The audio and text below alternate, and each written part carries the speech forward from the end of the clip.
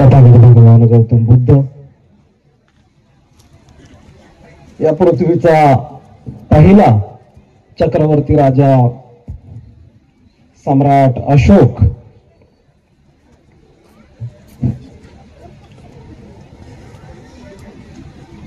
अनाघडी धन शब्दांचीच रत्ने शब्दांचीच शस्त्रे यत्न करू हे शब्दांचं सामर्थ्य सांगणारे आणि त्याचबरोबर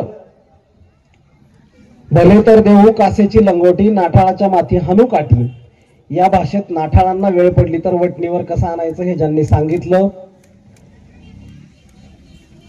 ते जगद्गुरु विद्रोही संत तुकाराम महाराज. या महाराष्ट्राच्या गुलाम झालेल्या मातीमध्ये स्वाभिमान पेरून इथं स्वराज्य उभं करता येऊ शकतं हे ज्यांनी 350 वर्षापूर्वी दाखवून दिलं आणि या महाराष्ट्राच्या मातीमध्ये स्वराज्य उभं करणारे स्वराज्य संस्थापक छत्रपती शिवाजी महाराज.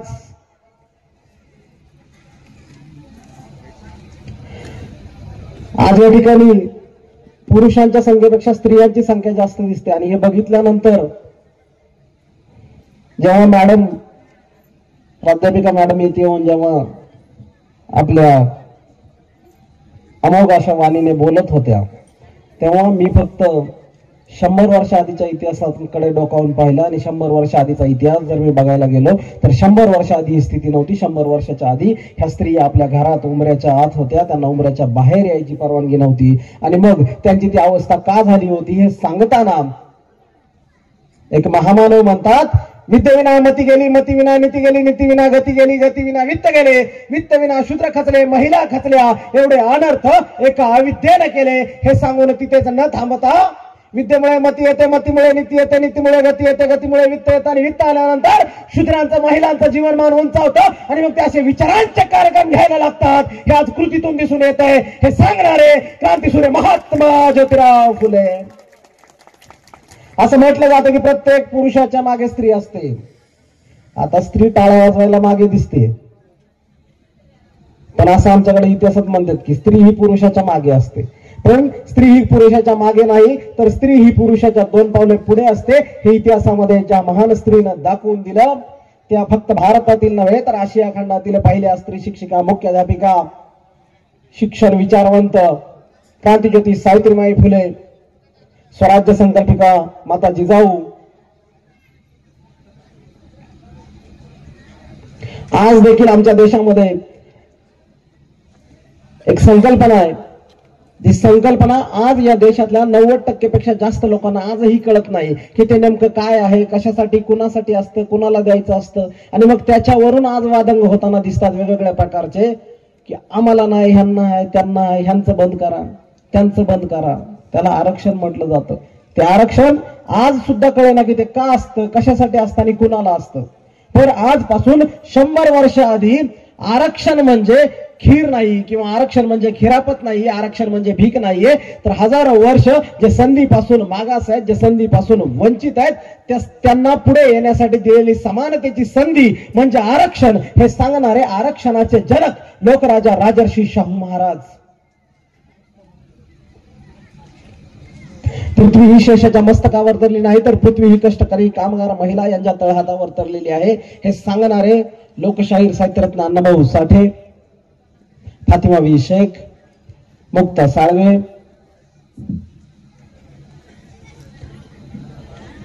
अहिल्याबाई होळकर यांच्याच बरोबरीनं या क्रांती पर्वामध्ये आपल्या आयुष्याचं बलिदान दिलेले सर्व महामाता, सर्व महामानव या सर्वांच्या विचारांना वंदन करतो. आणि या सगळ्यांच्या विचारांना वंदन करत असताना आमच्याकडं आजकाल एक सहज प्रश्न विचारला जातो. ह्या सगळ्या महामानवांनी त्यांच्या त्यांच्या आयुष्यामध्ये, त्यांच्या त्यांच्या काळामध्ये अत्यंत मोलाचं माणसाच्या उत्थानासाठीचं, माणसांच्या प्रगतीसाठीचं कार्य केलेलं आहे.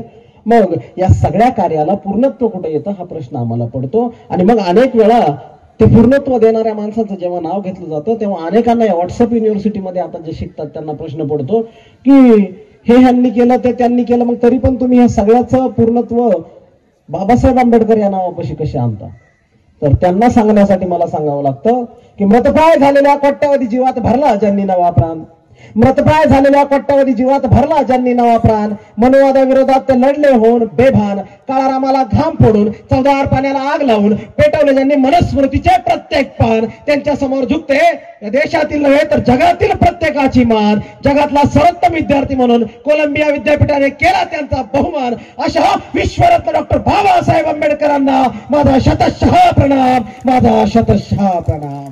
आणि बाबासाहेब आंबेडकर उभे राहावेत म्हणून आयुष्यभर झिजणाऱ्या माता रमाई, माता भीमाई, रामजी सुभेदार, तसेच बाबासाहेबांच्याच आयुष्याच्या कार्यकाळामध्ये ज्यांनी फक्त गावं स्वच्छ करण्याबरोबरच माणसाची मन, मेंदू, मस्तक स्वच्छ केली पाहिजेत आणि त्यांच्या मनातील मेंदूतील घाण आपल्याला दूर करावी लागेल हे ब्रीद हाती घेतलं होतं आणि त्यानुसार ज्यांनी कार्य केलं होतं ना, ज्यांची जयंती आहे ते राष्ट्रसंत, स्वच्छता संत गाडगे महाराज यांना अभिवादन करतो आणि आजचं विचार पुष्प आपल्या समोर ठेवतोय.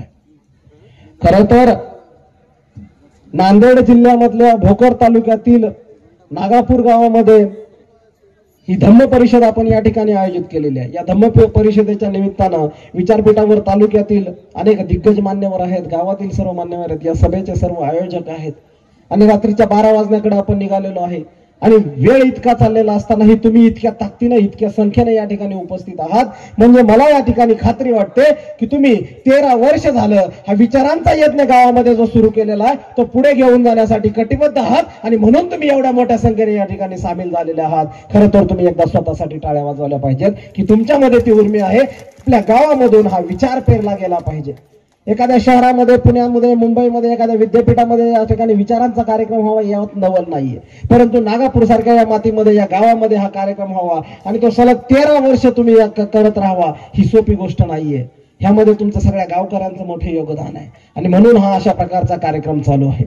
आणि मग हा कार्यक्रम करत असताना आज तुम्ही ही धम्म परिषद करत असताना ही धम्म परिषद का, कशासाठी, कधी करावी आणि कुणी करावी हा प्रश्न निर्माण झाला पाहिजे. आणि 13 धम्म परिषदा करत असताना 13 धम्म परिषदामधून आम्ही काय नेमकं साध्य केलं हा प्रश्न या गावातल्या नव्या पिढीला पडला पाहिजे. माझ्यासमोर खरं तर हे सगळे बसलेले जे माणसं आहेत यापेक्षा ही जी मागे उभं राहिलेली जी तरणी बांड पोरं आहेत ना, ह्या तरण्या बांड मुलांना, मुलींना मला खऱ्या अर्थानं बोलायचंय, त्यांना खऱ्या अर्थानं बोलतं करायचंय, त्यांना सांगायचं आणि त्यांना विचारायचंय की माझ्या बांधवांनो, माझ्या भावांनो, माझ्या बहिणींनो, ही विचारांची धुरा हे गावकरी उद्या तुमच्या खांद्यावर देणार आहेत आणि ती विचारांची धुरा ती तितक्या ताकदीने पुढे घेऊन जाण्यासाठी आपण कटिबद्ध आहोत हे तुम्हाला या ठिकाणी दाखवून देण्याची खरी गरज आहे. आणि म्हणून ह्या अशा होणाऱ्या कार्यक्रमाला तुम्ही उपस्थित राहणं गरजेचं आहे आणि या कार्यक्रमामधून विचारांचा जागर होणं गरजेचं आहे. आणि तो विचारांचा जागर करत असताना मला वाटतं की आजच्या या परिषदेमध्ये नेमका काय जागर झाला पाहिजे. आज ह्या बुद्धांच्या विचारांचा जागर झाला पाहिजे, बाबासाहेबांच्या विचारांचा जागर झाला पाहिजे, महात्मा फुलेंच्या विचारांचा जागर झाला पाहिजे, शाहू महाराजांच्या विचारांचा जागर झाला पाहिजे.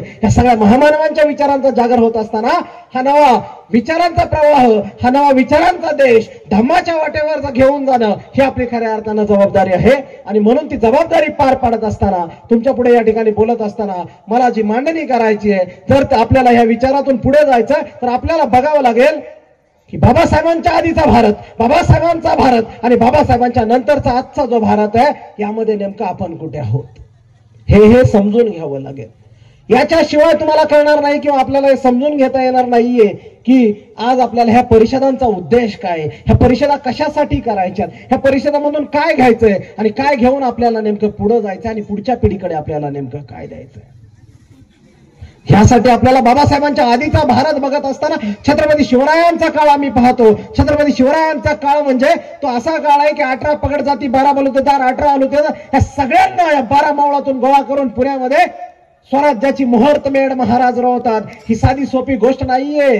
पुण्याच्या त्या मातीमध्ये खऱ्या अर्थाने एक नवा इतिहास जन्मास येतो आणि पुण्याच्या त्या मातीतून एक नवा इतिहास जन्माला येऊन पुण्याला एक नवं वळण देतो आणि महाराष्ट्राला एक नवी दिशा देतो आणि शिवशाहीचा तो काळ सुरू होतो. पण तो शिवशाहीचा काळ पुढे चालू राहत असताना शिवशाहीवरती अनेक संकट आलेली आपण पाहतो.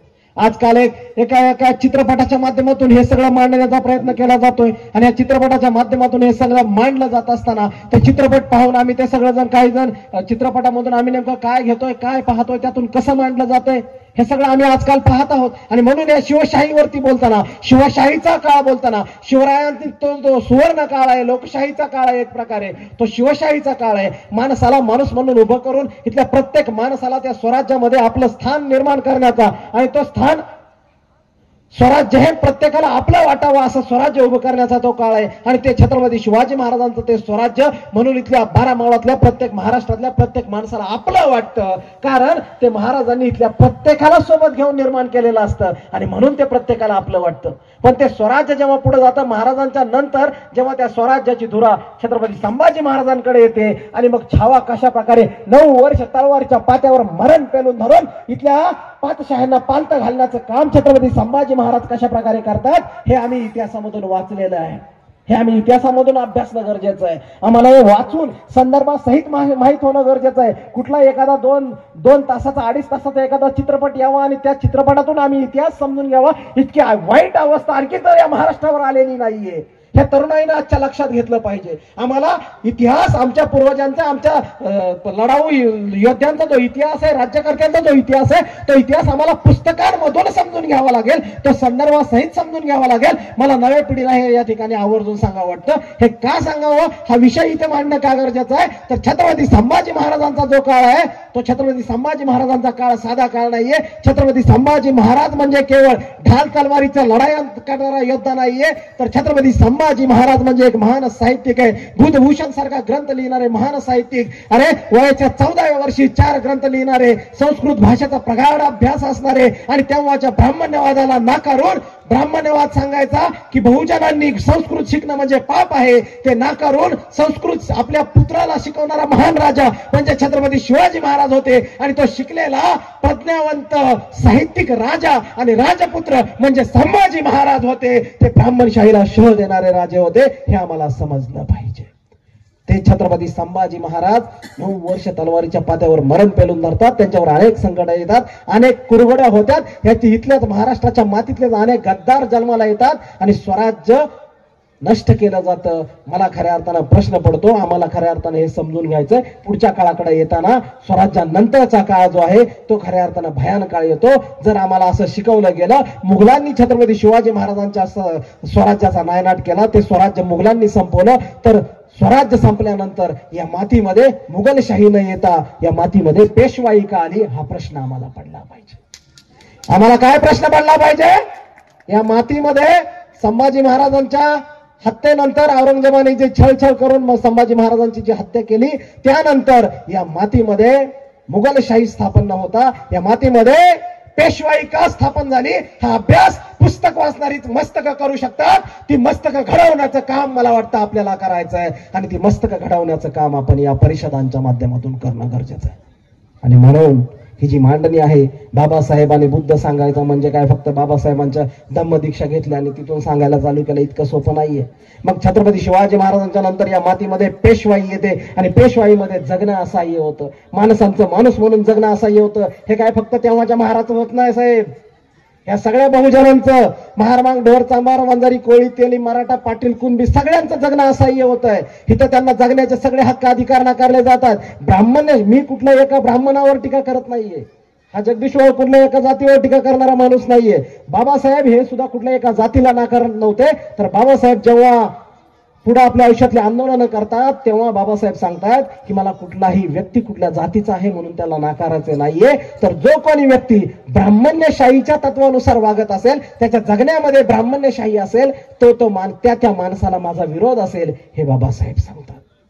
ही ब्राह्मण्यशाही कोणत्याही जातीतल्या माणसाच्या वागण्यात येऊ शकते आणि मग आज ती ज्या माणसांमध्ये दिसते त्यांना नाकारण्याचं काम आपल्याला करावं लागेल. आणि म्हणून बाबासाहेबांच्या आधीचा भारत पाहताना शिवशाहीच्या नंतरच्या भारतामध्ये म्हणजे पेशवाईमध्ये जेव्हा आपण जातो तेव्हा माणसांचं जगणं नाकारलं जातं. त्याच्या पलीकडे जाऊन, मला जातीच्या पलीकडे जाऊन सांगायचंय की या देशातल्या 50% लोकशाहीचं जगणं नाकारलं जातं, लोकांचं जगणं नाकारलं जातं. कोण आहे ही लोकसंख्या?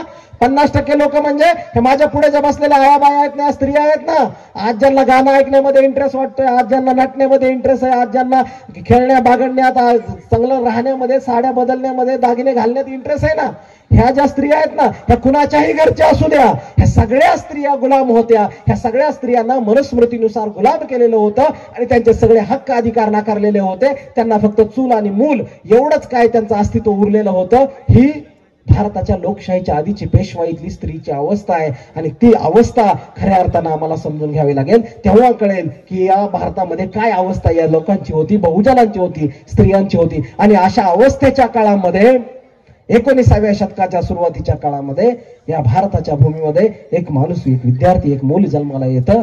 याच महाराष्ट्रामधल्या सातारा जिल्ह्यामध्ये त्याला शाळेत घातलं जातं.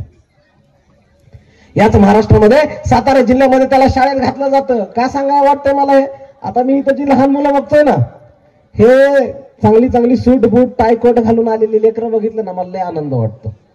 का तर हे वैभव आलं ना, हे वैभव सोपं आहे. तुम्ही जर 70 वर्ष 50 वर्ष आधी जर मागे गेले ना, तर ह्या लेकरांची अवस्था काय होती? आज जी सूट बूट टाय कोट घालून जी लेकरं दिसतात ना, जीन्सच्या पॅन्टी घालून, ह्या पोरांची अवस्था काय होती? कमरेला एवढीच चड्डी असायची, उघडी नागडी फिरायची गावात दिवसभर, नाकाला शेंबूड, अशी अवस्था होती. पण आज कसं वैभव आलंय? आज अरे या गावागावात खेड्यापाड्यात राहणाऱ्या घरातली लेकरं सुद्धा आज इंग्लिश मिडियमच्या शाळेत जायला लागली. 50-50 हजार फी भरायला लागली. अरे शाळेत जाताना 5 वर्षाच्या पोराला सूटबूट टायकोट घातला. आई सकाळी सकाळी घरात तिची आंघोळ नाही झालेली, पण आई पोराला सोडायला येते, कारण गाडी आलेली असते इंग्लिश मिडियमच्या शाळेची. गाडीचा हॉर्न वाजते, पॉम पॉम, आई येते पोराला सोडायला. टाय घातलेली करायला आणि आई त्या पोराला गाडीत बसवते. पोरग बाय करते आईला, आई पण बाय करते. पोरग चाललंय कुठं?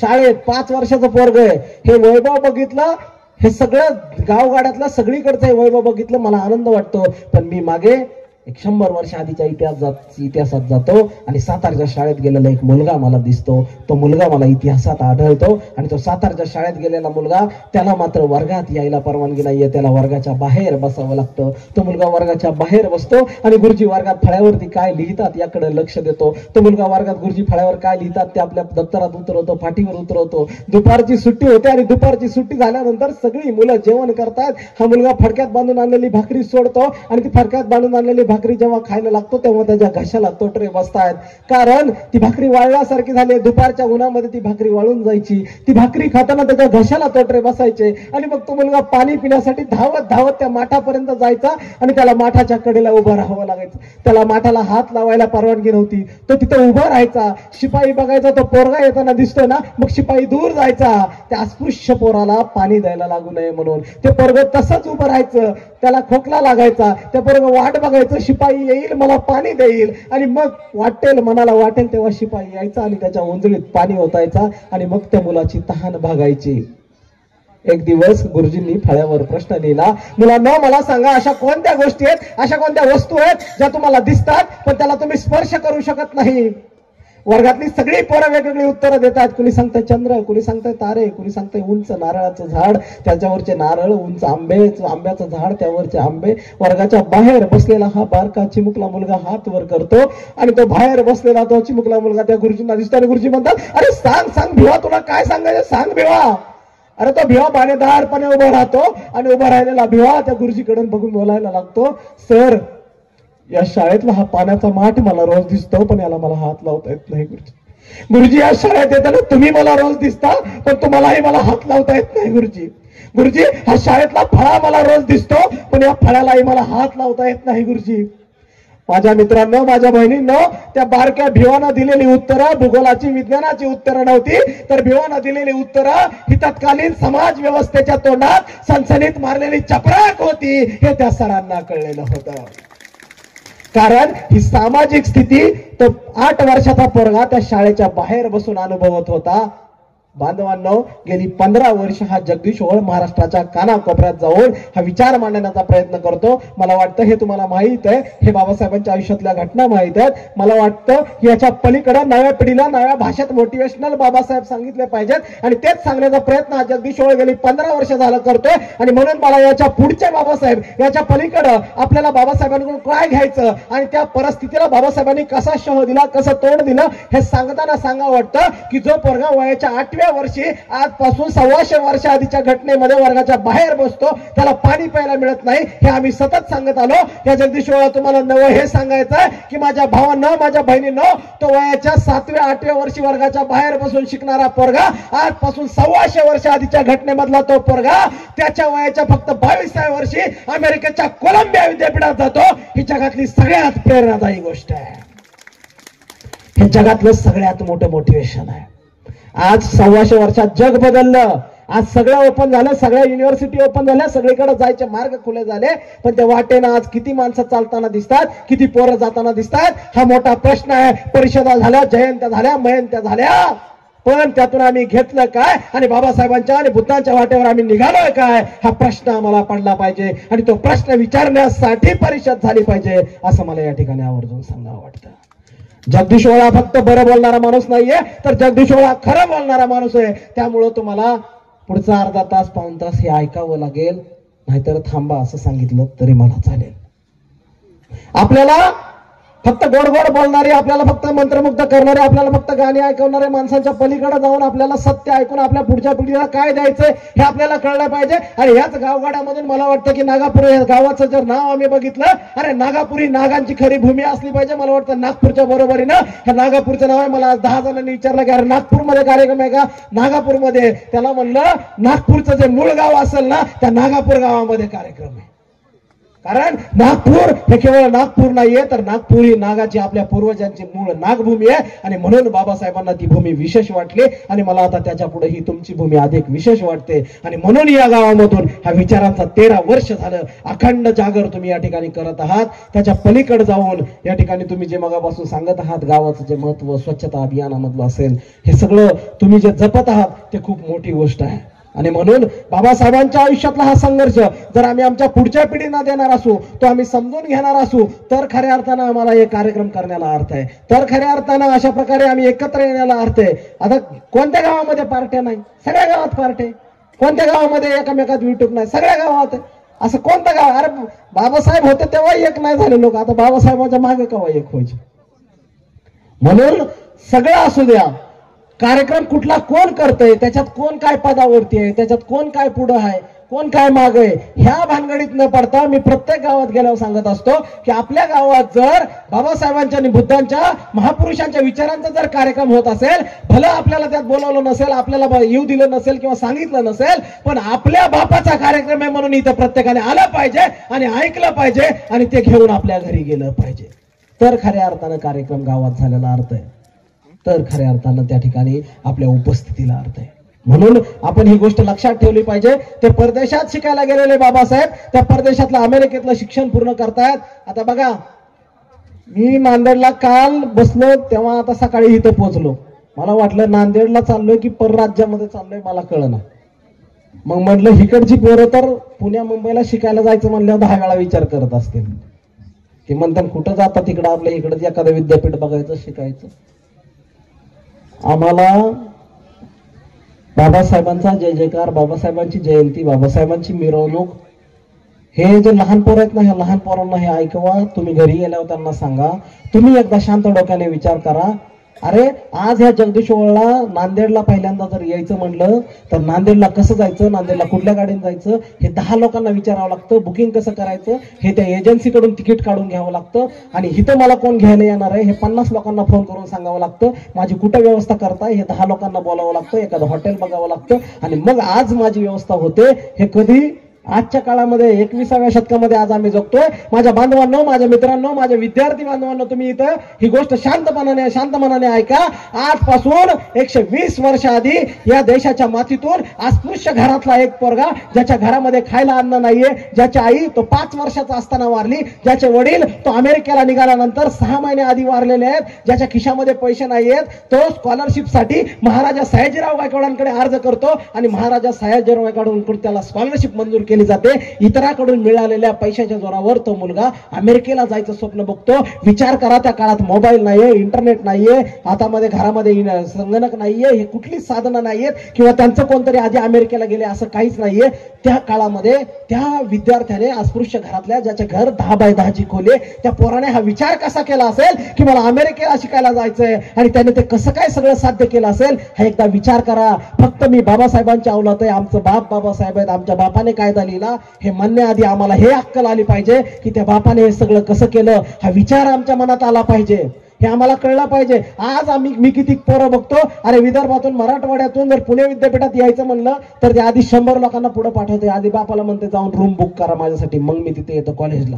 ह्या माणसासाठी कोणच नाहीये. तो तरुण वयाच्या फक्त 22व्या वर्षी अमेरिकेला शिकायला जातो. 22व्या वर्षी गेल्यानंतर अमेरिकेतलं 8 वर्षाचं शिक्षण, अमेरिकेतल्या त्या कोलंबिया विद्यापीठाच्या इतिहासामध्ये 8 वर्षाचं शिक्षण फक्त 3 वर्षामध्ये पूर्ण करणारा कोलंबियाच्या इतिहासातला एकमेव विद्यार्थी म्हणजे डॉक्टर बाबासाहेब आंबेडकर ठरतात आणि ते शिक्षण पूर्ण करतात. आता विचार करा, आमचं पोरग जर पुणे विद्यापीठात गेलं ते म्हणून शिक्षण पूर्ण करून माघारी येतो, डिग्री मिळली, आपलं कुठलं तरी चिटकू आपण, हाय तर साहेब कुठेतरी वशीला लावू, कुठेतरी लागून जाईल. तो विद्यार्थी अमेरिकेत शिक्षण पूर्ण करतो, काही नाहीये खिशात, पैसे नाहीयेत, पावाच्या तुकड्यावर दिवस काढले, आणि तो विद्यार्थी अमेरिकेतून माघारी येऊन पुन्हा पैशासाठी नोकरी करतो 2 वर्ष, आणि पुन्हा काय विचार करतो, अमेरिकेतलं झालंय आता मला लंडनला जायचंय. It's not a joke. अमेरिकेतलं शिक्षण पूर्ण करून ते लंडनला जातात आणि लंडनच्या स्कूल ऑफ इकॉनॉमिक्स मधून अर्थशास्त्रातली सर्वात मोठी पदवी घेतात, आणि त्याचबरोबर बॅरिस्टर ही पदवी सुद्धा ते लंडन मधून घेतात, आणि मग आपल्या मायदेशी पुन्हा परत येतात. हे मायदेशी परत आलेला हा विद्वान माणूस, यांना तत्कालीन व्यवस्थेत असं वाटतं की आम्ही शिकलो नाही, आमच्या अंगावर फाटकी कपडे म्हणून आम्हाला नाकारलं जातं. अनेक लोकांना असं वाटतं की आता बुद्धिझमकडे येताना ह्या मुद्द्यावर मला यायचं, अनेक लोकांना असं वाटतं की मी आता लय शिकलोय, माझ्याकडे आता लय पैसा आहे, माझा लय भारी बंगला आहे, आणि मी आता माझं उठणं बसणं सगळं एकदम वरच्या लोकांमध्ये असतं, त्यामुळं मला आता जात सांगायला वाटत नाही, जातीचं मला काय पडलं नाही, किंवा मला कोण जातीवरून विचारत नाही, किंवा मला जातीचं मी कुठं काय सांगतच नाही. अशी हे बाबासाहेबांच्या नावाने जगणारी, सगळं काय बाबासाहेबांच्या कृपेने मिळालेली, पण जात लपवणारी किंवा साधं जयभीम करायला लाजणारी सुद्धा अनेक मांडगुळं आपल्या आजूबाजूला दिसत असतात.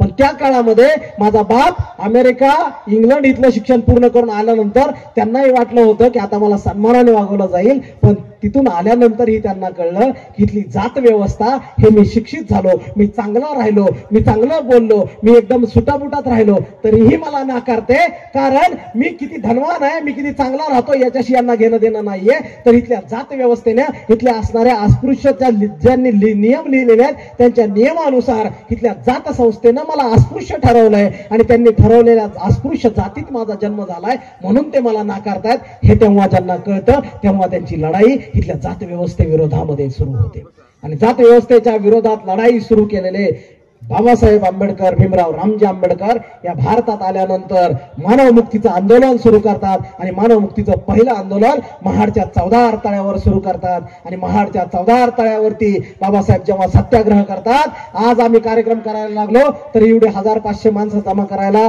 आम्हाला नाकी नऊ येतात, आज सगळी साधनं आमच्या हातात आहेत. पण त्या काळामध्ये अरे आज व्हॉट्सअपच्या 10 ग्रुपवरती मेसेज टाकला इथं कार्यक्रम आहे, तर लोकांना कळतंय कार्यक्रम जायला लागते. तेव्हा अशी कुठलीच साधनं नाहीयेत, काहीच फोन करायला जागा नाहीये, काहीच सांगायची व्यवस्था नाहीये. त्या काळामध्ये हजारो स्त्रिया आणि हजारो लोक बाबासाहेबांच्या हाकेवरती त्या महाडला जमा होतात, आणि महाडचा सत्याग्रह सुरू होतो, आणि महाडच्या त्या सत्याग्रहामध्ये हा महामानव त्या सत्याग्रहींना घेऊन महाडच्या त्या 14 तळ्याकडे चालायला लागतो. अरे इतक्या धिप्पाड देह एसटीचे माझे बाबासाहेब जेव्हा चालायला लागतात, अरे इतक्या धिप्पाड देहीचे, भलदंड कपाळाचे, भलदंड बाहूचे, सूट बूट टाय कोट घातलेले माझे बाबासाहेब चालायला लागतात, त्यांचं एक एक पाऊल जेव्हा त्या तळ्याच्या दिशेने पडायला लागतं, तेव्हा तो महामानव नव्हे तर हिमालय चालायला लागलेला भास तिथल्या प्रत्येकाला व्हावा, असा तो महामानवाचा एक एक पाऊल पडतानाचा प्रसंग आहे. आणि बाबासाहेबांचं एक एक पाऊल जेव्हा पडायला लागतं तेव्हा तेव्हा ते निघालेलं पाऊल मानवतेच्या दिशेने निघालेलं होतं. ते निघालेलं पाऊल एक एक पाऊल या देशाला एका नव्या वळणावर घेऊन चाललेलं होतं. ते एक एक पाऊल या देशाला एका नव्या लोकशाहीच्या दिशेने घेऊन चाललेलं होतं. ते एक एक पाऊल या देशातल्या माणसांना सांगणारं होतं की अरे पाणी हे निसर्गातून दिलेलं पाणी, हा आमचा मानवदत्त निसर्गदत्त हक्क आहे, आणि तो आम्हाला मिळाला पाहिजे, हे सांगणारं प्रत्येक पाऊल होतं. आणि तिथे जाऊन बाबासाहेब सांगतात की हा संघर्ष केवळ पाण्यासाठी नाहीये, तर हा संघर्ष समान मानवी हक्कासाठी आहे. ते समान मानवी हक्क मिळवून देण्यासाठी मी लढाईला उभा राहिलोय. आम्हाला कळलं पाहिजे की बाबासाहेबांचा काळारामाचा सत्याग्रह, बाबासाहेबांचा 14 तळ्याचा सत्याग्रह, हा 14 तळ्याचा सत्याग्रह पाणी पिण्यासाठी नव्हता, आणि काळारामाचा सत्याग्रह हा दर्शन घेण्यासाठी नव्हता. तर बाबासाहेब तेव्हा सांगत होते की अरे जिथं कुत्री मांजरं जातात तिथं प्रत्येक माणूस जातो, तिथं माणूस म्हणून जाण्याचा आम्हालाही हक्क आहे, तिथं माणूस म्हणून जाण्याचा प्रत्येक स्त्रीला हक्क आहे, प्रत्येक स्त्रीला तो अधिकार आहे आणि तो मिळाला पाहिजे हे सांगण्यासाठीची बाबासाहेबांची ती लढाई होती. आणि त्याच महाडच्या भूमीमध्ये बाबासाहेब त्या महाडच्या परिषदेमध्ये जेव्हा चर्चा होते, चर्वण होतं, तिथं जेव्हा त्यातून निष्कर्ष निघतो की आपण अशा अनेक आंदोलन उभी करू, आपण असे अनेक आंदोलन उभी करू, पण ही आंदोलन कशासाठी उभी करावी लागतात, तर इथं अलिखित नियम आहेत आणि ते नियम इथल्या मनून लिहिलेत आणि तो मनूचा कायदा इथं अस्तित्वात आहे. आपण आंदोलन करू पण तो कायद्यानुसारच माणसं चालणार आहेत ना, आंदोलन करू पण माणसं कायद्यानुसार चालणार आहेत. आणि म्हणून ह्या जगातल्या सगळ्यात मोठ्या विद्वानाचा विचार पुढे आला. काय?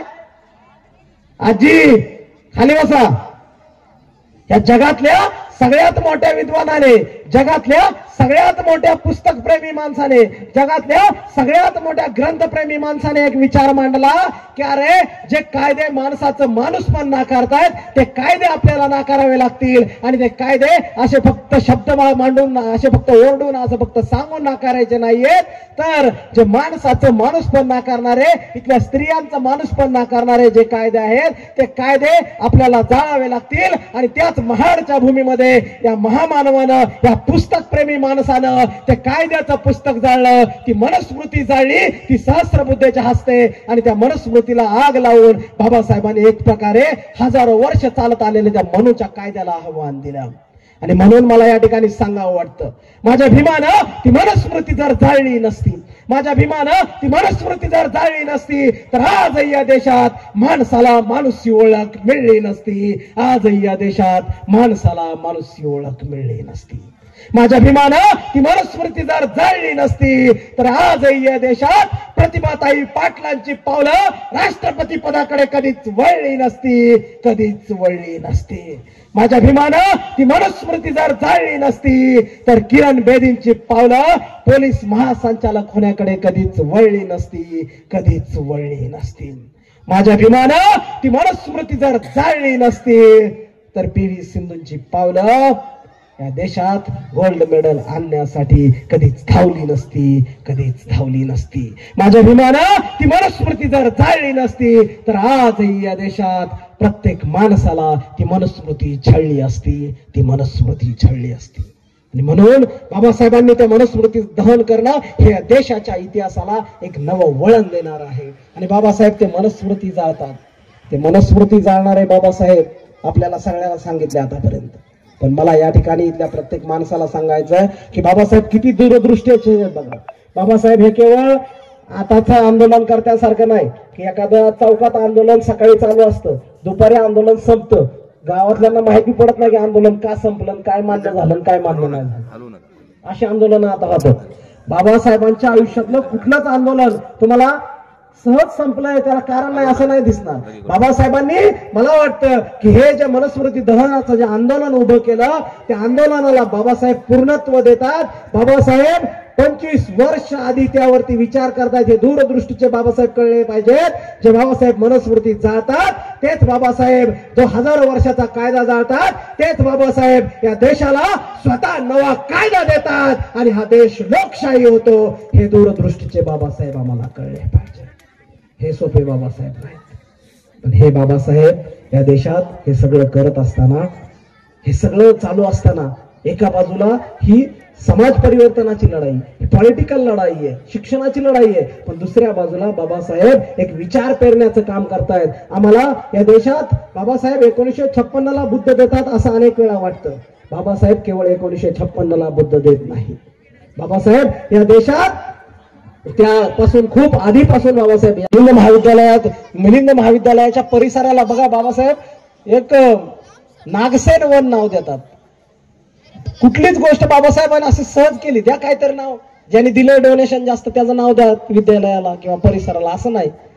अरे ज्या काळात बाबासाहेबांकडे पैसे नाहीत, खिशातून देणग्यातून हे उभं करतायत किंवा स्वतःच्या जो उत्पन्नाचा वाटा आहे तो या कामासाठी बाबासाहेब वापरतायत आणि त्यातून हे उभं करतायत आणि अशा प्रकारे नावं देत आहेत. आणि हे नागसेन वन आणि मिलिंद महाविद्यालय हे आज देखील तितकंच दिमाखात या ठिकाणी औरंगाबादला उभं राहिलेलं दिसतं, कारण ते बाबासाहेबांच्या विचारातून उभं राहिले. पण ते पुढे घेऊन जाणं ही आता आपली खूप मोठी जबाबदारी.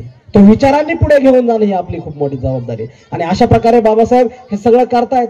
आणि मग आज या धम्म परिषदेमध्ये खरं जर काय सांगण्यासारखं आहे, काय सांगितलं पाहिजे असं जर मला कोणी विचारलं तर आपल्याकडं अनेक जण मला म्हणताना दिसतात. तरुण पिढीत मला लय पोरं भेटतात, चालता चालता फोन करतात अनेक पोरं, म्हणतात अहो बाबासाहेब म्हणले होते की मी हा सारा भारत बौद्धमय करीन आणि आपल्यावर आता लय मोठी जबाबदारी आहे म्हणतो. आपल्यावर लय मोठी जबाबदारी आहे, भारत बौद्धमय करीन. बाबासाहेबांनी सांगितलं ते करायचंय, पण आता काय करायचं, कसं करायचं? मग त्या भावांना मला आवर्जून सांगावं वाटतं की बाबासाहेब जेव्हा म्हणतात की मी हा भारत बौद्धमय करीन, विचार करा ज्या माणसाने धर्मांतर बुद्ध धर्मामध्ये जेव्हा केलं धर्मांतर, त्याच्या आधी जर ते 25-30 वर्ष बुद्ध पेरायला लागले होते, तर बाबासाहेब जेव्हा घोषणा करतायत की मी हा भारत बौद्धमय करीन, तर ती केवळ कुणाला सांगण्यासाठी घोषणा नाहीये, तर त्या बाप माणसाने हा भारत बुद्धमय करून ठेवलेला आहे. तो बुद्धमय भारत आम्हाला कळला पाहिजे, हे आम्ही लक्षात घेण्याची आज गरज आहे. आणि तो बुद्धमय भारत समजून घेऊन बाबासाहेबांना अपेक्षित असणारं जे राज्य आहे, ते संविधानाचं जे राज्य आहे, ते बाबासाहेब म्हणतात हे संविधान किती महान आहे, ह्याच्यावर काही डिपेंड आहे, ह्याच्यावर काही अवलंबून नाहीये. तर ते संविधान राबवणारे हात किती उत्तम दर्जाचे आहेत, त्यावरती त्या संविधानाचं महत्व ठरणार आहे. मला वाटतं की बाबासाहेबांनी भारत बुद्धमय केलेला आहे, तो बुद्धमय भारत राबवण्यासाठी आम्हाला त्या संविधानाचे राबवणारे हात होणं गरजेचं आहे. तेव्हा आम्हाला कळेल की बाबासाहेबांनी बुद्धमय भारत कसा करून ठेवला. आणि तेच मला या ठिकाणी तुम्हाला थोडक्यात सांगायचंय की अरे या देशाचा जो राष्ट्रध्वज आहे, त्या राष्ट्रध्वजावरती जे तिरंग्यावरती जे अशोक चक्र कोरलं गेलंय, त्याला आम्ही अशोक चक्र म्हणतो. ते राष्ट्रध्वजावर आलेलं अशोक चक्र कुठून येतं, तर ते अशोक चक्र बुद्धांच्या सम्राट अशोकांची देण आहे. आणि त्या सम्राट अशोकांनी दिलेलं प्रगतीचं चक्र म्हणजे सम्राट अशोकाचं चक्र आहे. आणि ते या देशाच्या राष्ट्रध्वजावर पेरण्याचं काम डॉक्टर बाबासाहेब आंबेडकरांनी केलं. ह्या देशाचं राष्ट्रीय फूल काय आहे? ह्या देशाचं राष्ट्रीय फूल आता जर एखाद्या पक्षाचं झालं असलं, आम्हाला भुलवण्यासाठी झालं, आम्हाला कळू दिलं नाही, आम्हाला अनेकांना माहितच नाही काय आहे राष्ट्रीय फूल. खरं तर आम्ही त्यावर बोललं पाहिजे की राष्ट्रीय फूल एखाद्या पक्षाचं नाही झालं पाहिजे. या देशाचं राष्ट्रीय फूल आहे कमळ. आणि कमळ, ह्या कमळाला बुद्धिझम मध्ये महत्व आहे. आणि कमळाला बुद्धिझम मध्ये महत्व आहे, म्हणून बाबासाहेबांनी या देशाचं राष्ट्रीय फूल हे कमळ केलेलं आहे, ते आम्हाला माहित असलं पाहिजे. त्याच्या पलीकडे जाऊन या देशामध्ये बाबासाहेबांनी या देशाला जी राजमुद्रा दिलेली आहे, बाबासाहेबांनी या देशाला दिलेली जी राजमुद्रा आहे, ती 4 सिंहांची जी राजमुद्रा आहे, ती राजमुद्रा सम्राट अशोकांच्या सारनाथ येथील राजधानीची जी राजमुद्रा आहे, त्यांची जी राजमुद्रा आहे, ती राजमुद्रा बाबासाहेबांनी या देशाची राजमुद्रा म्हणून आपल्याला दिली. आणि ती राजमुद्रा आज या देशाची राजमुद्रा आहे, ती या नोटांवर असणारी राजमुद्रा आहे, ती आम्हाला कळलं पाहिजे. बाबासाहेबांनी बुद्धिझम या देशात कसा पेरला हे आम्हाला कळलं पाहिजे. याच्या पलीकडे जाऊन, याच्या पुढे जाऊन या देशाचं जे संसद भवन आहे, या देशाचे जे संसद भवन आहे, त्या संसद भवनातलं जे मुख्य सभागृह आहे, त्या मुख्य सभागृहाचं जे नामकरण आहे, ते बाबासाहेबांनी या बुद्धिझमला अनुसरून केलेलं आहे. त्याची जी रचना आहे ती बाबासाहेबांनी बुद्धिझमला अनुसरून असावी. त्याचबरोबर तिथले जे सगळ्या मंत्र्यांना ज्या प्रकारे सम्राट अशोकांचे जे सगळे मंत्री होते त्यांच्या राज्यकारभारातले, त्या मंत्र्यांना राहण्यासाठी जसे बंगले बनवलेले होते आणि त्याला जे नाव दिलेलं होतं जनपद, त्याला काय नाव होतं सम्राट अशोकाच्या काळात? जनपद. बाबासाहेबांनी हे संविधानाच्या माध्यमातून संसदेच्या बाहेर जे मंत्र्यांचे, जे केंद्रीय मंत्र्यांचे जे बंगले आहेत, पंतप्रधानांचे जिकडे जे राहण्याची व्यवस्था आहे, त्या विभागाला काय नाव आहे? आपण बघत असाल 10 जनपद, 11 जनपद. हे कुठून आलं? That's Buddhism. हे बाबासाहेबांनी पेरलंय, बुद्धिझम आहे. ह्याच्या पलीकडे जाऊन ह्या देशाचा सर्वोच्च नागरी पुरस्कार जो आहे तो भारत रत्न आहे. काय आहे? भारत रत्न. भारत हा आपला देश आहे आणि त्या पुढे लावलेलं जे रत्न शब्द आहे, हा रत्न बुद्धिझम मधून येतो. हा रत्न हा पुरस्कार आहे. रत्न हा नावाजले जाण्यासाठी दिलेली पदवी आहे. ही बुद्धिझमची पदवी आहे. महारत्न, भीमरत्न, बुद्धरत्न, ही जी नावं आहेत ही बुद्धिझमची प्रतीक आहेत. आणि या बुद्धिझम मधून ह्या देशाचा सर्वोच्च पुरस्कार दिला जावा, हे बाबासाहेबांचं धोरण आहे, हा विचार आहे. आणि तो या देशामध्ये बाबासाहेबांनी पेरलेला आहे. हे बाबासाहेब आम्हाला कळले पाहिजे. याचबरोबर बाबासाहेबांनी या देशाला ज्या प्रकारे आम्हाला ह्या वाटेवर बाबासाहेब घेऊन येतात, त्या वाटेवर घेऊन येत असताना बाबासाहेबांना या देशामध्ये बुद्धिझम पेरत असताना काय हालापेष्टा, काय सहन करावं लागलं, हे जर आम्ही त्यांच्या पुढच्या काळाकडे येतो तर एकदा बाबासाहेब हे सगळं करत असताना मुंबईमध्ये बाबासाहेबांची एक सभा चालू होती. बाबासाहेब काय महत्वाचे काय नेते आहेत या देशातले आम्हाला लक्षात घ्यायचं. बाबासाहेबांची मुंबईत एक सभा चालू होती आणि मुंबईमध्ये बाबासाहेबांची सभा चालू असताना सगळे लोक तल्लीन झाले होते. बाबासाहेब बोलत होते आणि एक गाडी तिकडून आली. खडखड खडखड आवाज केला. खटखट पहिले खटरा गाड्या असायच्या ना त्या घोड्याच्या, ती एक गाडी आली आणि त्याचा खडखड खडखड आवाज यायला लागला. सगळ्या लोकांच्या नजरा तिकडे गेल्या. आता मध्येच गाडी आली, ती मागे उभे राहिली सभेच्या आणि त्यातून एक गृहस्थ उतरले आणि त्यातून ते गृहस्थ उतरले आणि उतरल्यानंतर ते चालत चालत अर्ध्या सभेपर्यंत आले, असे मध्येपर्यंत आले आणि ते कमरेवर हात देऊन उभा राहिले. आता त्यांच्याकडे सगळे बघत होते, बाबासाहेब त्यांच्याकडे बघत होते आणि बाबासाहेब त्यांच्याकडे बघून म्हणाले, बाबा वरती या, बाबा वर या. पण ते बाबा काय म्हणाले, नाही साहेब तुम्ही खाली या. काय म्हणाले, तुम्ही खाली या. हे 5 मिनिटं चाललंय. बाबासाहेब म्हणतात, बाबा तुम्ही वर या, आणि खाली उभे असणारे बाबा म्हणत होते, बाबासाहेब तुम्ही खाली या. आता सगळ्यांचं लक्ष विचलित झालंय. सभा चालू असताना जर अशी लोक फिरायला लागली किंवा मध्ये कोण आलं तर बघणाऱ्यांचं लक्ष त्यांच्याकडे जातं. आणि बाबासाहेबांच्या लक्षात आल्यावर बाबासाहेब खाली उतरायला लागले आणि बाबासाहेब म्हणाले, अहो बाबा मी इतकं तुम्हाला आग्रहाने बोलवतोय तरी तुम्ही वर का येत नाही, मी किती वेळ झालं तुम्हाला बोलवतोय. तेव्हा ते बाबा म्हणाले, अहो बॅरिस्टर साहेब, अहो बॅरिस्टर साहेब, तुम्ही ज्या स्टेजवरून बोलताय त्या स्टेजवर यावी एवढी माझी पात्रता नाहीये. तुमच्यासारख्या महान विद्वान माणसाच्या स्टेजवर मला यायला नको, तुम्हीच खाली या आणि भेटून जावा. हे शब्द बाबासाहेबांनी ऐकले आणि बाबासाहेब झपाझप पावले टाकत बाबांपर्यंत गेले. बाबांनी आणि त्यांनी कडकडून मिठी मारली आणि दोघांनी एकमेकाला आलिंगन दिलं. त्या बाबांनी आपल्या सोबत एक हार आणला होता, तो हार काढला आणि बाबासाहेब आंबेडकरांच्या गळ्यात घातला. बाबासाहेबांच्या गळ्यात तो हार घातला आणि बाबासाहेबांकडे पुन्हा पाहिलं, पुन्हा एकमेकांना मिठी मारली आणि बाबासाहेबांकडे पाहून बाबा म्हणाले, चला तुमचं चालू द्या, आता मी येतो. चला तुमचं चालू द्या, आता मी येतो. आणि असं म्हणून ते बाबा माघारी गेले आणि बाबासाहेब पुन्हा आपल्या स्टेजकडे आले आणि स्टेजवर बाबासाहेब चढायला लागले. पण बाबासाहेब स्टेजवर गेले आणि स्टेजवर जाऊन बाबासाहेब बघतात तर वर बसलेली आधी जेवढी माणसं होती तेवढी सगळी खाली निघून गेली होती. कारण ते बाबा बोललेले त्यांनी ऐकलं होतं की तुमच्या स्टेजवर बसावं एवढी माझी पात्रता नाही. कारण असं बोलणारे ते खाली जे बाबा आले होते ते बाबा दुसरे तिसरे कोण नाही तर ते बाबा राष्ट्रसंत गाडगे महाराज होते आणि त्यांच्या मनात असणारा तो बाबासाहेबांबद्दलचा आदर होता. हे बाबासाहेब महामानव बाबासाहेबांच्या बद्दल त्यांच्या मनात असणारा आदर होता. आणि म्हणून हे आज त्यांची जयंती आहे. आज त्यांच्या जयंतीच्या दिनी या ठिकाणी तुम्ही धम्म परिषद आयोजित केली आणि या धम्म परिषदेमध्ये हा विचार सांगणं मला गरजेचं वाटतं की हे गाडगे बाबा बाबासाहेबांना म्हणाले होते की अहो बाबासाहेब तुम्ही मला जरा उशिरा भेटले, तुम्ही जर मला जरा आधी भेटले असते तर हातात झाडू न घेता तुमच्या बरोबरीनं लेकरांना, तुमच्या बरोबरीनं आणि कर्मवीर भाऊराव पाटलाच्या बरोबरीनं लेकरांना आणखी कसं शाळा शिकवता येईल यासाठी मी आश्रम शाळा न काढता, मी जास्तीत जास्त धर्मशाळा न काढता शिक्षणाच्या शाळा काढल्या असत्या आणि पोरांना शिकवण्यासाठी धडपडलो असतो. आणि तेच गाडगे बाबा गावागावात कीर्तनाला जेव्हा उभे राहायचे तेव्हा गावागावात कीर्तन करताना म्हणायचे, अहो मायबापो एक वेळ पोटाला भाकरी नसेल तर भाकरी खाऊ नका, एक वेळ पोटाला भाकरी नसेल तर खाऊ नका, चिमटा घ्या, पण 2 पैशाचं वही पुस्तक घ्या आणि आपल्या पोरांना शिकवा, तीच खऱ्या अर्थानं त्यांची भूक भागवणारी गरज आहे. हे गाडगे बाबा सांगत होते. ते गाडगे बाबा आम्हाला कळले पाहिजे. हे सांगणारे गाडगे बाबा आणि डॉक्टर बाबासाहेब आंबेडकर यांचं हे नातं आहे. हे गाडगे बाबा परीट समाजाचे, बाबासाहेब तेव्हाच्या महारमधले. आता आम्हाला वाटतं की प्रत्येकाने आपापल्या जातीतला समाज सुधारक वाटून घेतलाय. माळी म्हणलं की त्यांना महात्मा फुले आमच्या पुरतं बाद झालं. बाबासाहेब त्या आताच्या बौद्धांचे, शिवाजी महाराज मराठ्यांचे, शाहू महाराज मराठ्यांचे, अहिल्याबाई होळकर धनगरांच्या, अण्णाभाऊ साठे मातंगाचे, असं सगळ्यांना वाटायला लागतं. पण हे महामानवांकडे जर बघितलं तर ह्यांचं कुठलं जातीचं नातं नाहीये तर ह्यांचं विचारांचं नातं आहे. हे आजच्या प्रत्येक जातीत बांधलेल्या माणसाला कळलं पाहिजे आणि त्यांनी एकत्र येण्याचा प्रयत्न केला पाहिजे. मला वाटतं हा खरा बुद्धिझम आहे.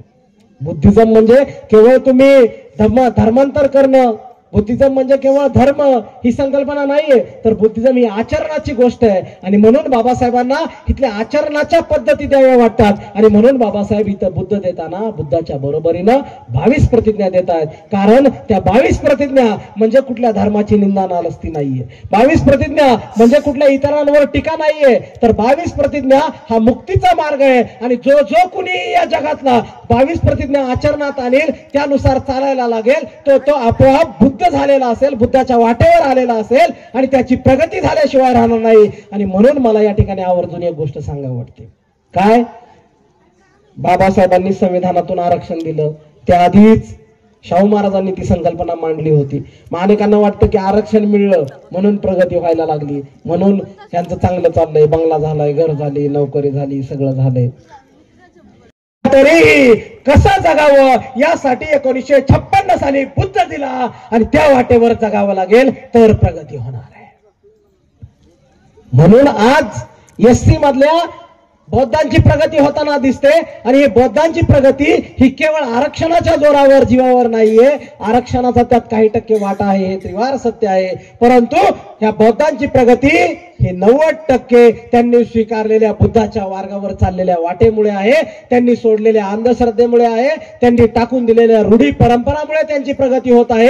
आणि जे लोक ते सोडणार आहेत त्यांचीच प्रगती होणार आहे. अरे ह्या बौद्धांमधलीच आणखीन काही घरं तशीच कुजत पडलेली दिसतील. आज पण त्यांची लेकरं दारू पिऊन वाया चाललेली दिसतील. आज पण याच बौद्धांमधल्या काही घरामधली लोक वाया गेलेली दिसतील, जुगार खेळणारे दिसतील. त्यांची घरं पुढे न आलेली दिसतील आणि काही घरं शिकून पुढे गेलेली दिसतील. हा फरक काय? बाबासाहेबांनी तर सगळ्याला सारखं दिलं. पुढच्या जातीचं तर आपण लांबच आहे, इतर जाती आक्षेप घेतात ते तर लांबच आहे. पण बौद्धातल्या सगळ्याची समान प्रगती झाली का? नाही झाली. सुरा मेरे मज्ज पमाद ठाणा वेरमणी सिक्का पदम समाधी. आम्ही आमच्या लग्नात आणि आमच्या जन्मदान विधीला ठोकून घेतोय सगळीकडनं. म्हणून लग्नात वाराची तेच नाचत येतोय, सुरा मेरे मज्ज पमाद ठाणा. आणि तो दुसऱ्याला सांगतोय 22 प्रतिज्ञा पाळायच्या. आणि 22 प्रतिज्ञात एक आहे, मी व्यसन करणार नाही. आणि ते दुसऱ्याला सांगतोय 22 प्रतिज्ञा पाळायच्या. कुठं? फक्त ते काहीतरी कुठं टीकात्मक वादग्रस्त असलं की. बाबासाहेबांनी हे देण्याचं कारण काय? तर ह्या 22 प्रतिज्ञा ह्या इथल्या प्रगतीच्या वाट आहे. ह्या 22 पायऱ्या आहेत प्रगतीच्या. जी माणसं या 22 पायऱ्या पूर्णत्वास टप्प्याटप्प्याने घेऊन जाणार आहेत, त्यांची प्रगती झाल्याशिवाय राहणार नाही, हे बाबासाहेबांना माहिती आहे. आणि म्हणून बाबासाहेबांनी हे जगातला बुद्धिझम आणि बाबासाहेबांनी दिलेला बुद्ध, ती धम्माची दीक्षा आहे. वेगळं काय? तर बाबासाहेब त्या जोडीनं आपल्याला 22 प्रतिज्ञा देत आहेत. आणि म्हणून जगातल्या बुद्धिझमच्या वेगळं हे बाबासाहेबांनी दिलेला बुद्धिझम आहे. जगातला बुद्धिझम तुम्ही जर जगात फिरलात तर तुम्हाला कळेल की तिकडे वेगळ्या पद्धतीने बुद्धांची उपासना केली जाते. पण बाबासाहेबांना ते अभिप्रेत नाहीये. जगातल्या बुद्धाच्या बरोबरीनं बाबासाहेबांना अभिप्रेत नाहीये. तर बाबासाहेबांचा बुद्ध हा उघड्या डोळ्यांचा बुद्ध आहे. आणि तो उघड्या डोळ्यांनी पाहणारा, उघड्या डोळ्याने सगळं निरीक्षण करणारा आणि उघड्या डोळ्याने जगणारा माणूस बाबासाहेबांना अभिप्रेत आहे, असं मला या ठिकाणी आवर्जून सांगावं वाटतं. आणि म्हणून माझ्या बांधवांनो, आपली जी प्रगती आहे ती प्रगती जर साधायची असेल, ती प्रगती जर करायची असेल, तर ती केवळ आरक्षणाने, ती केवळ संविधानाच्या जय जयकाराने होणार नाहीये. तर संविधानाचा जय जयकार करायला तर तुमच्याशिवाय कोण नाही, ह्याचा काय वाद नाही. संविधानावर कोणी काय म्हणलं की आपल्याला रस्त्यावर उतरायला लागतं, ह्यात काय वाद नाही.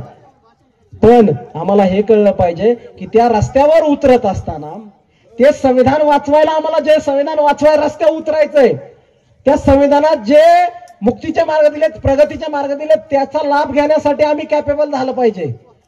आमचं झालंय काय? संविधानातून तुम्हाला IAS व्हायची संधी आहे, संविधानातून तहसीलदार व्हायची संधी आहे, संविधानातून मोठमोठ्या पदावर जाण्याची संधी आहे. संविधानानं खूप मोठं काय काय व्हायची संधी दिली. पण संविधान वाचवायसाठी आम्ही इतक्या केस करून घ्यायला लागलो की आम्हाला त्यातून काय मिळवायचं ते राहिलं बाजूला. ही संविधान वाचवणं ही सगळ्यांची जबाबदारी आहे. आणि संविधानाचे लाभार्थी हे या देशातील सगळे लोक आहेत. ह्या देशातल्या 100% स्त्रिया ह्या संविधानाच्या लाभार्थी आहेत. या देशात संविधानाचे सगळ्यात जास्त लाभार्थी कोण असतील तर आजचे उच्चवर्णीय लोक हे या देशात सगळ्यात जास्त संविधानाचे लाभार्थी आहेत. या देशातले ब्राह्मण हे देशात सगळ्यात जास्त आता संविधानाचा लाभ कसा घ्यायचा हे शिकलेले आहेत आणि ते त्याप्रमाणे जगत आहेत. आम्हाला संविधान रक्षक होण्याबरोबरच संविधानातून काय लाभ आहेत ते समजून घ्यावं लागेल आणि त्या मार्गावर चालावं लागेल. आणि मग ही धार्मिक लढाई, सामाजिक लढाई पुढे घेऊन जाता येईल. मला वाटतं स्कीम, ही सगळी लढाई पुढे घेऊन जात असताना माझ्या बाबासाहेबांनी, माझ्या रमाईनं, माझ्या महात्मा फुलेंनी, सावित्रीमाईंनी जो आपल्या आयुष्यामध्ये त्याग केलेला आहे, तो त्याग आम्हाला माहीत असला पाहिजे, तो त्याग आम्ही लक्षात ठेवला पाहिजे. इथं बसलेल्या प्रत्येक आईनं, प्रत्येक बहिणीनं खरं तर हे मनात ठेवलं पाहिजे की आपण त्या बाबासाहेबांच्या वंशातून आहोत, त्या विचारांमधून पुढे चाललेलो आहोत, ज्यांनी आपल्या पोटची 4 लेकरं इथं गमावलेली आहेत. आणि हेच गेली 15 वर्ष हा जगदीश ओवाळ गावगाड्यातून सांगण्याचा प्रयत्न करतोय, गावगाड्यात फिरतोय, महाराष्ट्रभर फिरतोय. आणि 5 वर्षापूर्वी महाराष्ट्रभर फिरत असताना, मुंबईला एका कार्यक्रमासाठी जात असताना मुंबईच्या बाहेर चाललो होतो आणि मुंबईच्या बाहेर, पुण्याच्या बाहेर निघत असताना हायवेला, पुणे मुंबई हायवेला माझ्या गाडीला एक अपघात झाला आणि त्या अपघातामध्ये माझ्या मेंदूला इजा झाली. त्या अपघात झाला, ऍक्सिडेंट इतका मेजर होता की मेंदूला इजा झाली. डॉक्टर म्हणले आता ह्याला ICU मध्ये ठेवावं लागेल. आणि मग मला ICU मध्ये ठेवलं. आणि मग संध्याकाळी सगळे लोक येत होते आणि आईबाप आले खेडेगाववरून, करमाळ्यावरून पुण्याला. ते डॉक्टर म्हणले पोरगा आता कोमात गेलाय. डॉक्टर म्हणले पोरगा आता कोमात गेलाय. आपल्याकडं कोमात गेलंय सांगितलं, ICU मध्ये ठेवलं की लोक म्हणतात ते गेलेलंच आहे, फक्त पैसे वाढवायला ठेवलाय. काय म्हणतात लोक? गेलेलंच आहे, पैसे वाढवायला ठेवलाय. मग असं ठेवलाय कळलं की लोकांची पाहुण्यारावळ्यांची लाईन लागते, बघून जायला पाहिजे ना शेवटचं. पुन्हा म्हणताना आले नव्हते बघाय. मग डॉक्टरला भांडायचे लोक येऊन, बघायचे आम्हाला. मग असेच 8 दिवस गेले. जगदीश ओवाळ कोमात होता. आणि मग 9-10 दिवस काही त्यानंतर हालचाल झाली थोडी आणि डॉक्टरने आईवडिलांना सांगितलं की पेशंट प्रतिसाद देतो. आणि मग 11व्या दिवशी शुद्धीवर आलो आणि मग व्हीलचेअरवर होतो, बेडवर होतो त्या. आणि आईवडील समोर आले, जणू मला काय ते माहित नाही. तर मग मी डॉक्टरांना म्हटलं कोण आहे ते? मग डॉक्टर आई वडिलांकडे बघून म्हणाले तो शुद्धीवर आलाय, वाचलाय, पण त्याचा ब्रेन मेमरी जी असते ती लॉस झाली, कारण मेंदूला इजा झाली, त्याला मागचं काय आठवत नाहीये. आणि मग मागचं काय आठवत नाही म्हणल्यावर आईने हंबरडा फोडला की असं पोरग जिवंत राहून काय करायचं? कालपर्यंत भाषण करत होतं, सभा गाजवत होतं, काय काय बोलत होतं, आज त्याला आम्हीच आठवत नाही, त्याला मागचं काय आठवत नाही, कसं व्हायचं आमचं? वेगवेगळ्या ठिकाणी उपचार होत होते. महाराष्ट्रात अनेक मोठमोठ्या हॉस्पिटलवर झाले, केरळमध्ये झाले, आयुर्वेदिक झाले. 3 महिने 4 महिने उपचार चालू होते वेगवेगळ्या ठिकाणी. चळवळीतल्या अनेक लोकांनी सहाय्य केलं, मित्रांनी सहाय्य केलं. आणि मग उपचार होत राहिले. मग काही मोटिवेशनल डॉक्टर असतात, ते म्हणाले ह्यांना मोटिवेशनल गोष्टी सांगा, त्यातून त्यांना काही जुनं आठवलं तर बघा, त्यातून त्यांना जुनं आठवलं तर त्यांची लिंक जुळेल आणि काय आठवतंय का बघा त्यांना, मग त्यांना जुनं आठवायला लागेल. मग लोक मला घरातले माझाच मोबाईल त्यातले व्हिडिओ दाखवायला लागले आणि मग तेच व्हिडिओ मी पुन्हा पुन्हा बघत होतो आणि मग तेच व्हिडिओ रोज रोज मला घरचे दाखवायचे. आणि एक मुलगा बोलताना दिसायचा आणि मला आठवायला लागलं की अरे हा मीच आहे आणि मीच काहीतरी बोलत होतो. आणि मग आठवायला जसं हे लागलं की अरे मीच काहीतरी बोलत होतो आणि तसं मला आठवायला लागलं की आपल्याला लोक म्हणतात की याला मोटिवेशनल दाखवा, मोटिवेशनल दाखवा, मला ऐकायला यायचं सारखं मोटिवेशनल दाखवा. पण आपल्याकडे काय मोटिवेशनल म्हणलं की अब्राहम लिंकन, आपलं कोणतरी बिल गेट्स, इकडचं इंटरनॅशनल काहीतरी वाटलं की मोटिवेशनल वाटतं. आणि मग मला आठवायला लागलं की मला मीच काहीतरी मोटिवेशनल लिहायला लागलो होतो. ते व्हिडिओ बघितल्यानंतर मला आठवायला लागलं. आणि मग हे जसं आठवायला लागलं तसं मी माझ्या जुन्या वह्या काढल्या, माझे जुने ईमेल काढले, ते सगळं मी चेक केलं आणि मला आठवायला लागलं की मीच काहीतरी लिहित होतो. ते सगळं मी पुन्हा प्रिंट काढल्या, ते जुळवलं आणि पुन्हा एकदा नव्याने लिहायला सुरुवात केली, पुन्हा मांडायला सुरुवात केली. जे मागच्या 8-10 वर्ष लिहित होतो ते नव्याने लिहिलं, ते पूर्णत्वास न्यायचा हा ध्यास घेतला आणि तो जगदीश ओवाळ ते पूर्ण करत होता. मला सगळं माझं जुनं आठवायला लागलं आणि तिथून पुढे फक्त 8 महिन्यामध्ये पुढच्या आंबेडकर जयंतीला हा जगदीश ओवाळ पुन्हा विचारपीठावर उभा राहिला आणि पुन्हा त्याच ताकदीनं बोलायला लागला, भाषण करायला लागला. कारण त्या अंधाऱ्या गर्दीतून, मरणाच्या त्या छायेतून त्याला उठवणारा त्याचा मोटिवेशनल सिम्बॉल होता विश्वरत्न डॉक्टर बाबासाहेब आंबेडकर. आणि म्हणून हा जगदीश ओवाळ आज इथं उभा राहिला.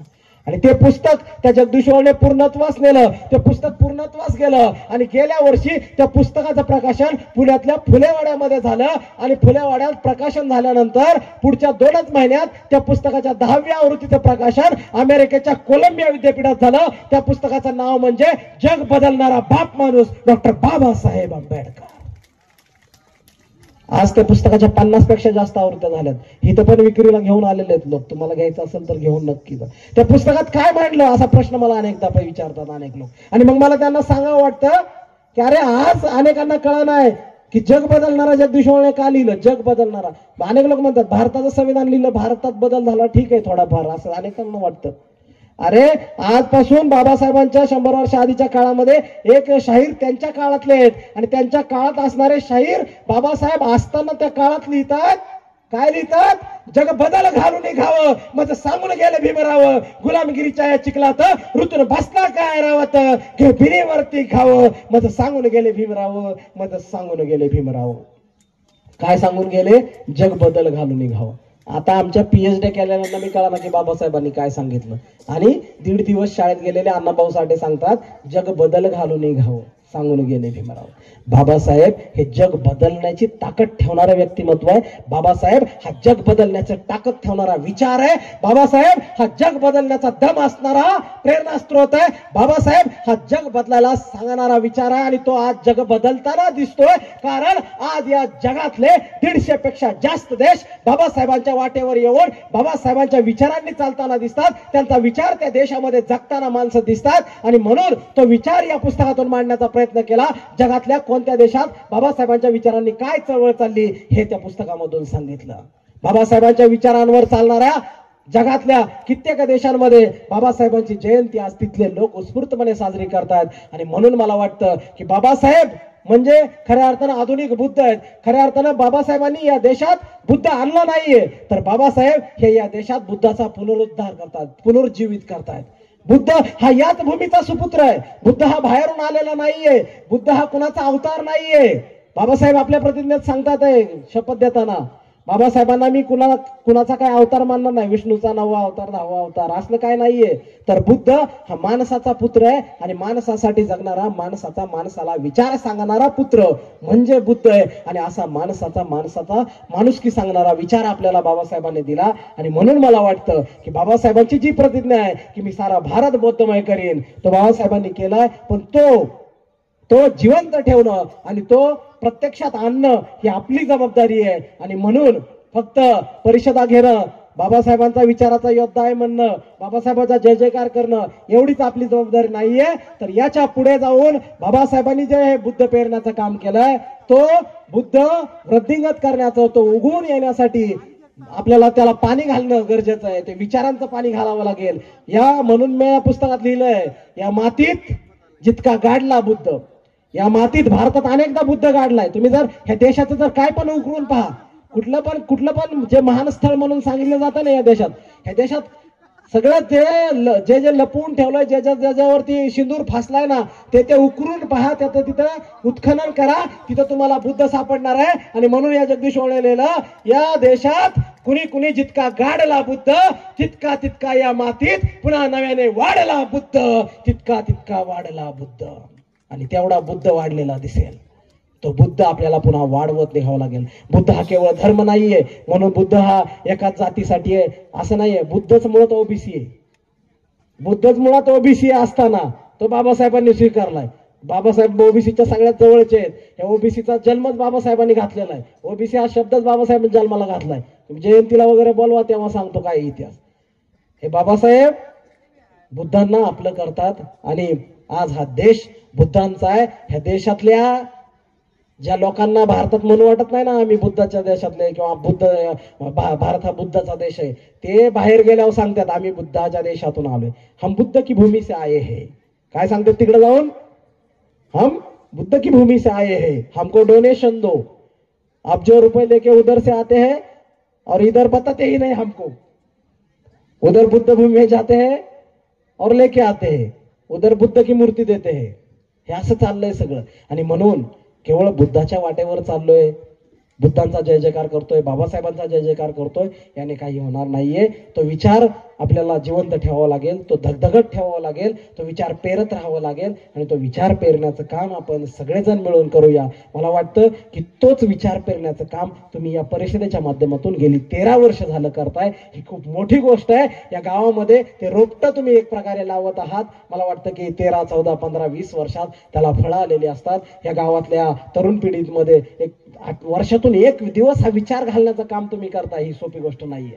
ही खूप मोठी गोष्ट आहे. हा विचार तुम्ही माझ्या मित्रांनो, हा विचार पुढे घेऊन जाण्याचं काम आपल्या सगळ्यांचं आहे. ते कुठल्या एका जातीचं नाहीये, कारण बुद्ध हा एका जातीचा नाहीये, बुद्ध हा एका धर्माचा नाहीये, तर बुद्ध ही जगण्याची पद्धती आहे आणि बुद्ध ही जगण्याची समृद्ध पद्धती आहे. म्हणून ती जगण्याची समृद्ध पद्धती इथल्या प्रत्येक माणसानं अंगीकारणं गरजेचं आहे. ती जगण्याची समृद्ध पद्धती आपण अंगीकारूया आणि तो बुद्धिझम वाढवण्यासाठी आपण कटिबद्ध राहूया. बाबासाहेबांचा विचार जिवंत ठेवूया, संत गाडगे बाबांचा विचार जिवंत ठेवूया, तुकाराम महाराजांचा विचार जिवंत ठेवूया, छत्रपती शिवाजी महाराजांचा विचार जिवंत ठेवूया, महात्मा फुलेंचा विचार जिवंत ठेवूया आणि तेच काम आपण पुढच्या पिढीकडे सुपूर्त करूया. जाता जाता एवढंच म्हणेल, वामनदादा म्हणतात त्या शब्दामध्ये, आज तर इथं मला शेकडो लोक दिसत आहेत. बाबासाहेब काय, वामनदादा काय म्हणतात, भीमा तुझ्या मताचे जर 5 लोक असते तर तलवारीस त्यांच्या न्यारेच टोक असते, तर तलवारीस त्यांच्या न्यारेच टोक असते. काय सांगू गड्या तुला, भीम माझा कसा होता, लेकरास जशी माय भीम माझा तसा होता. केवळ गुलामांचा नव्हे, अखंड भारतीयांचा उंचविला माथा, फाटक्या बंडीचा भीम माझा खिसा होता, फाटक्या बंडीचा भीम माझा खिसा होता. मी नेहमीच ऐसे बोलत गेलो, ऐकणारे भेटत गेले, मी ओकिले अंगार ऐसे, विजणारे पेटत गेले, विजणारे पेटत गेले. जय जिजाऊ, जय शिवराय, जय भीम, नमो बुद्धाय, जय अशोका.